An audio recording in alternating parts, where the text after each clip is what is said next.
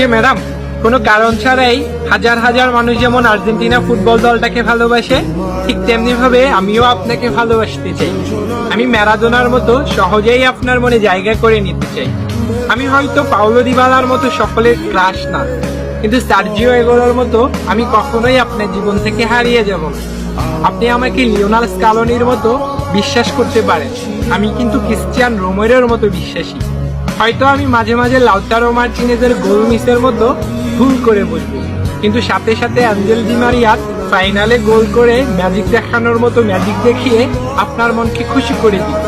আমি লিওনাল মেসির মতো শত অপমান সহ্য করেও বিশ্বকাপ ট্রফি পাওয়ার স্বপ্নের মতো আপনাকে পাওয়ার স্বপ্ন দেখে যাব সারা জীবন।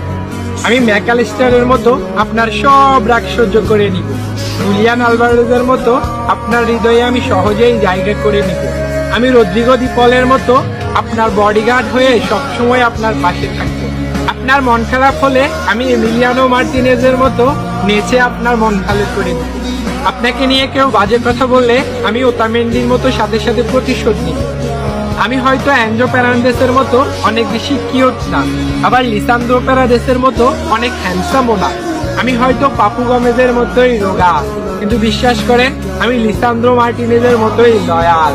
আর্জেন্টিনার ফ্যানরা যেমন বিশ্বকাপ ট্রফি না জিতেও আর্জেন্টিনাকে কখনো ছেড়ে যায় নাই, ঠিক তেমনি ভাবে আপনি আমাকে ভালোবাসেন আর না বাসেন, আমিও আপনাকে কখনোই ছেড়ে যাব না। লিওনাল মেসির হাতে বিশ্বকাপ ট্রফিটা দেখে ফুটবল যেমন পূর্ণতা পেয়েছে, ঠিক তেমনি ভাবে আমিও আপনাকে পেয়ে আমার জীবনের পূর্ণতা পেতে চাই।